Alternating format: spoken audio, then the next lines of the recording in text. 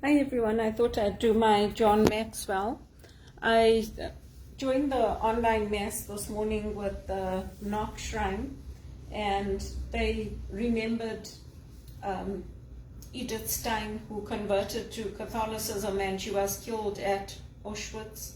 So I'm happy to see that there's a lot of people converting, especially in Iran, to the Catholic faith, and that they're closing the mosques. I think that's a blessing for us as Catholics, for people to come to the Lord and to put their faith in Jesus, because Jesus is, after all, the King of this universe. This earth, like Jesus said, is under Satan's control. But the more of us there are together fighting the spiritual battle, the better it is, because in the end, good will win over evil, and every knee shall bow, every tongue confess that Jesus Christ is Lord. So today is day 2 of this book, and the leadership thought for today is: intuitive leaders are readers. Good judgment proves that you are wise, and if you speak kindly, you can teach others. Good sense is a fountain that gives life, but fools are punished by their foolishness. And that's from Proverbs 16:21-22. So when we look at Jethro and how he was leading, which is what John Maxwell is using here, he's using at how quickly he was able to size up situations and to make decisions for himself and for his community, and how he's guided by Moses, and Moses is telling him that what he's doing for the people is good, but he doesn't have to sit alone and do it. And there's other people around him who can help. And so that's the same thing with us. In the church, we have a lot of people. We have a plethora of volunteers. We have people who read, people who do the Eucharist, people who help with the singing. Of course, all of us participate in the singing in the church, but we have people in the choir. And we have so many people that you can only do one thing unless Father needs you to come up and help, like with the Eucharist or something like that. We are very blessed in that way, but we don't do everything on our own. And then the second thing is, he mentions that good leaders will recognize trends, and they'll look at the current situation and they'll look at the trends that are happening. So there's a lot of things that happen in our work, in our daily work, where we can see, okay, these are the regular problems that keep coming up, and we can find solutions for them. Because if something keeps happening over and over, then we can find a solution to help with it.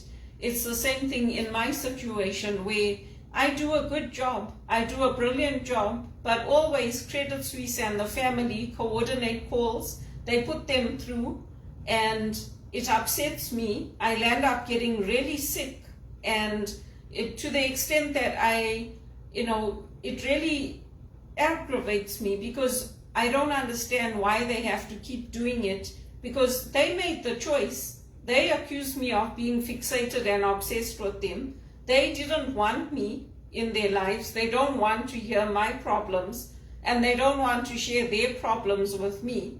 So then why cause that kind of a problem for me? Because it's not fair to me. People are helping me.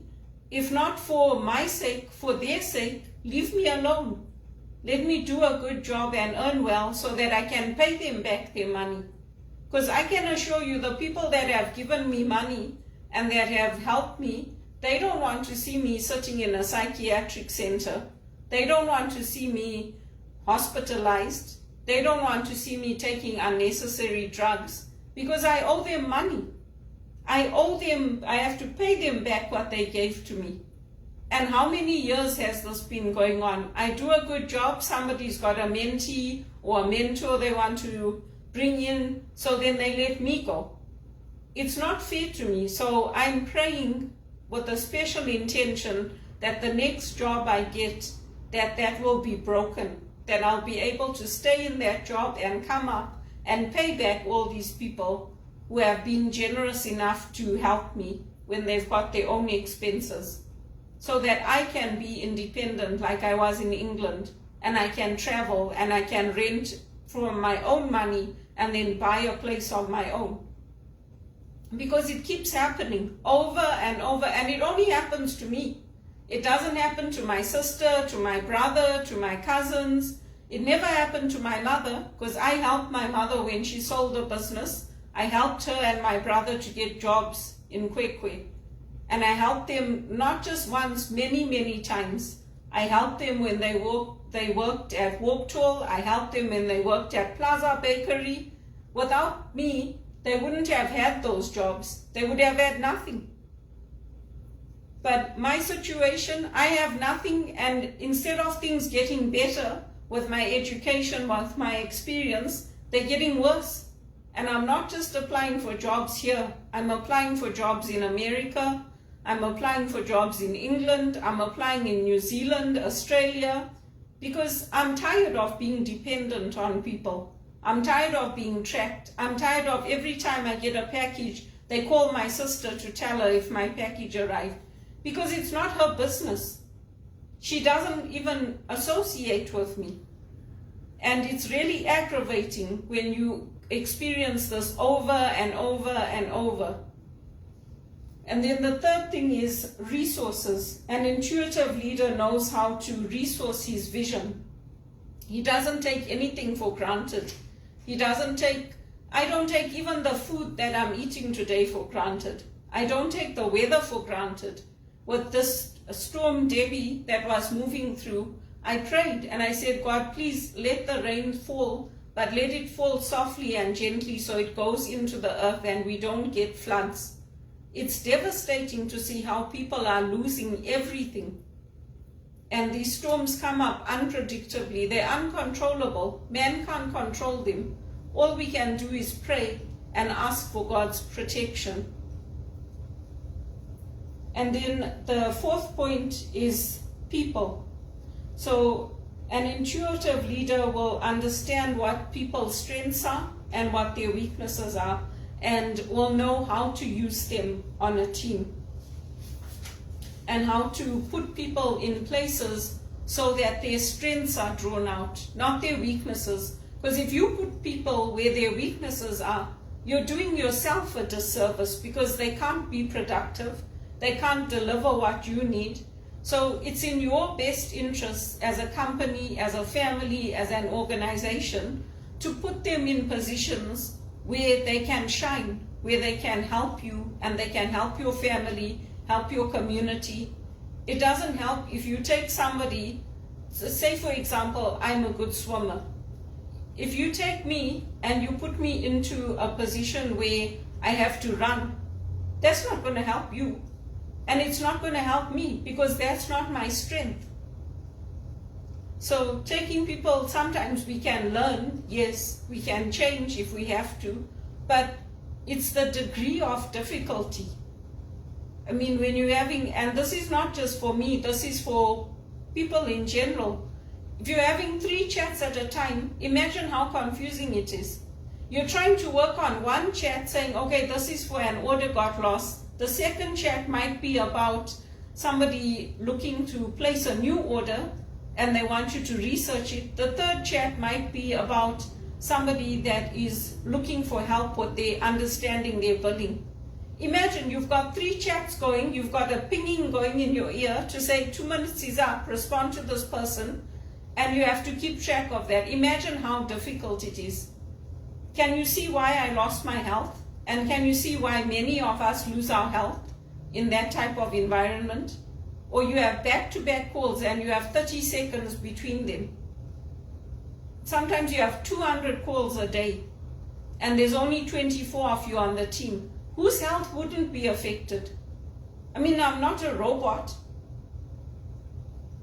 And then the last point, the fifth point that he makes, is that an intuitive leader reads himself. So with me, I have to know my strengths, I have to read my body, I have to know whether my body is going down, my mental health, when to reach out to my doctor or my priest or somebody to say, I need some help, and to be able to tap into that. And so he just points out here, using that story of Moses, that first, Moses understood there was a leadership problem. Secondly, he realized that he was not the man to do the job of leading the Hebrews, so he allowed somebody else to take over. And so that's something that we can do as well. If we know that something is not our strength, we can let somebody else take over and do that, because they are probably going to be more likely to do it better than us. And there's nothing wrong with that. We all have things that we're good at, and we have things that we are not so good at. And even when we talk about Pharaoh's dream and the dream of the famine, in the Old Testament and even in the New Testament, people believed in that God would speak to us in dreams and in warnings, and that God would guide us in the decisions we have to make. It's not a gift given to all of us, but it is a gift that was given to people like Joseph, to people like Moses, to people that had those dreams. Saint Joseph, when he took the child Jesus and Mother Mary and they fled. So that's the power of faith. So we can take these and we can examine them in our own lives, and we can apply them in our workplaces, in our family life, in our decisions. And I'm just praying every day that God gives me that break and that I get that good paying job, because I am tired of having it hanging over my head. Every month, for years, it's been the same thing. And it's unsustainable. I mean, every month I get to the end of the month, I can't pay my bills. I can't pay back family what I owe them. I can't pay back friends what I owe them. And yes, we don't put our faith in money, but at least I hope I get a job in this place, in this community and country, if not for my sake, for the sake of other people, because it's really not fair to them. I've worked hard, I've studied hard, my professors believed in me, they selected me to become a spiritual director here in Canada and to help in the church, and because of that I can't get a job. I mean, since when? It's not a negative thing, it's a positive thing to have that, it's an asset, but I still can't get a job anywhere. I applied to Australia, New Zealand, England, I applied all over. And now there's a backlash against immigrants in Ireland and in UK. But all the families that are there are immigrants. If you trace it back, all the people, what about all the Irish that went to America or that came to Canada? Their families were also immigrants. I mean, if people are doing wrong, if they're stealing or they're raping and hurting people, then yes, there's a real case there to not keep them in the country. But if people are like me, and we came here and we volunteered and we were finalists for the Canada 150 award, which is an award that people win when they're like in their 90s or 80s, I mean, that should be a testimony to who I am. But instead, it's always being used against me. Oh, you got degrees. Oh, look at you. Oh, you can't hold a job. And when I tell people it's those circumstances, nobody believes me. They're more willing to let me go to jail than admit the truth. I mean, since when? Since when does evil win like this? And since when do good people get accused of bad things? It's discrimination against me and against my faith. And it's really, really horrible. I don't want to go to be at the end of my life and know that, okay, you didn't pay back all these people. You didn't give Bhavna Taylor back her money. You didn't give your Aunt Teresa back her money. You didn't give your mother back her money. I mean, who wants that hanging over their head? I want to get a good paying job so I can pay them back their money, and then I can buy my own place and I can travel like I did when I lived in England. And I can use my skills. I mean, it would be amazing if I could sing at Graceland like some of these people do, or sing at Wimbledon. Who wouldn't want that? I wanted to become a singer. And you can even ask my sister who doesn't talk to me. I have a beautiful voice. I wanted to sing at her wedding, but she didn't want me to sing. So I bowed out. I said, fine, it's your wedding. You don't want me to sing, I won't sing. But even my cousins know. I have a fantastic voice. Even my bosses at TD know. I have a beautiful voice. I would have become a singer and I would have gone into being a concert pianist and singer if I could. I was talented. I could swim. I didn't get any of those opportunities, so I made the most of what was given to me. And that's all anybody can do. But I hope God hears my prayers, because I really want to give these people back their money. I hope somebody gives me a job, if not for me and not for the beautiful person I am, inside and out. And I'm not a bitter person like my mother says I am. If I was a bitter person, I wouldn't have gone into volunteering, gone into the church. I wouldn't pray. If I was infested and if I was demonically possessed, I wouldn't receive the Eucharist.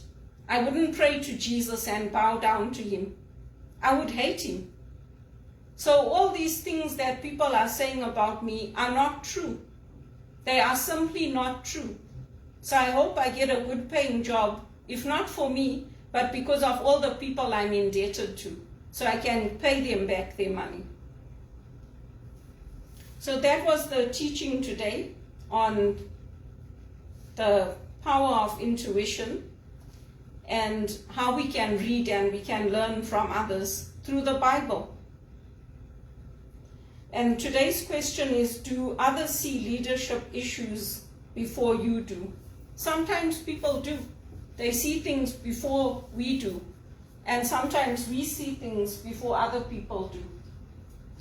But we can all develop that intuition. It's not something that's out of this world. We can all develop that intuition over time.